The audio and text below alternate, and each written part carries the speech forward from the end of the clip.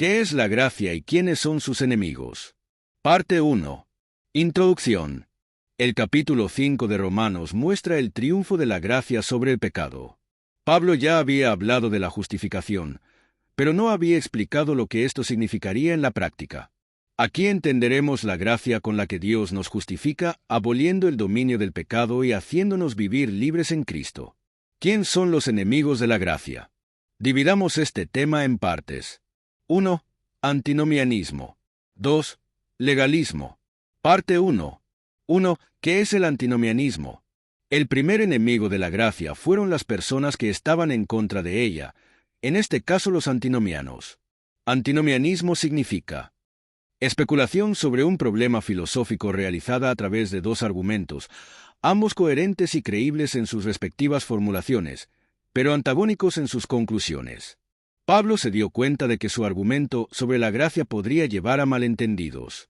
Por lo tanto, inmediatamente se dispuso a aclarar sus pensamientos sobre el asunto. Utilizando el método de la diatriba, o sea, dialoga con un interlocutor imaginario, buscando explicar con claridad su argumento. Pablo ya había dicho que donde abundó el pecado, sobreabundó la gracia. Romanos 5 y 20. Un argumento así sería una afirmación al estilo de los antinomianos, es decir, personas que iban en contra de lo que enseñaba Pablo, pues creían que podemos vivir sin reglas ni principios morales. La gente de aquella época estaba tan desconectada de las verdades de la vida que quería vivir sin principios morales y éticos. Cuando Pablo llegó mostrando principios religiosos y morales, los antinomianos no lo aceptaron muy bien. ¿No es así también hoy?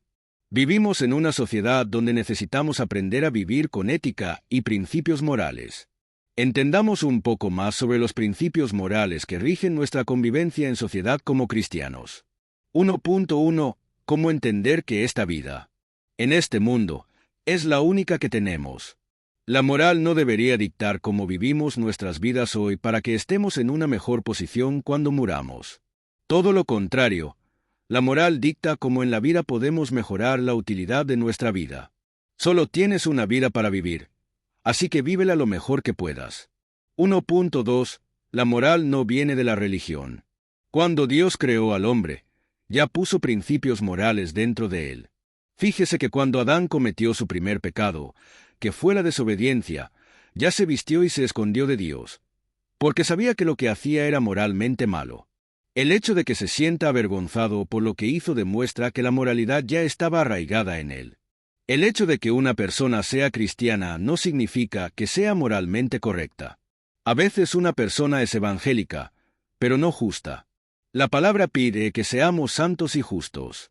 1.3. Cuida tu imagen.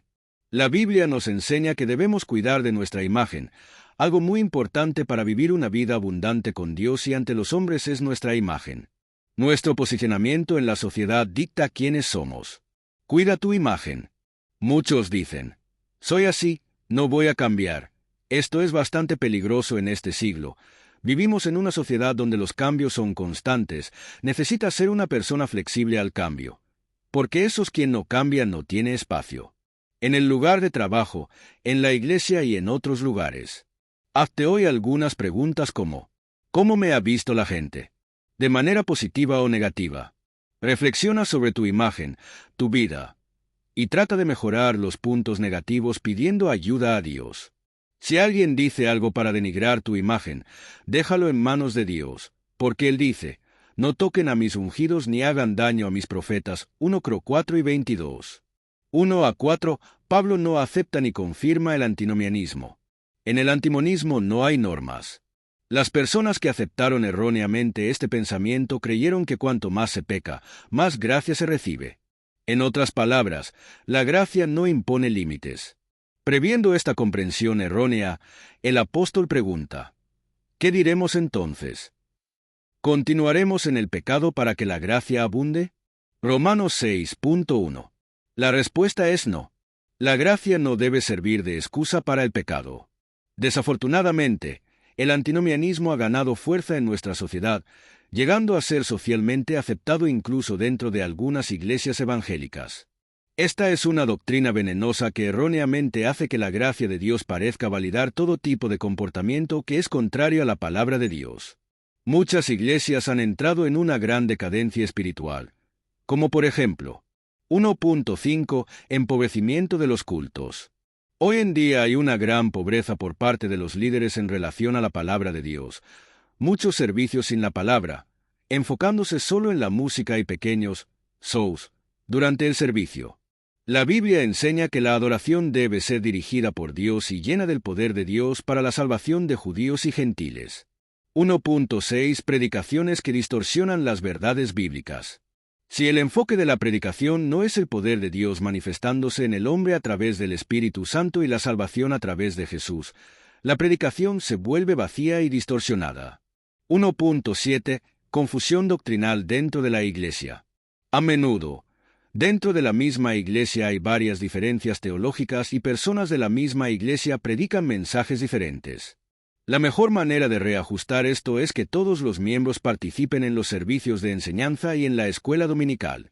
Dios sigue te bendeciendo. Shalom.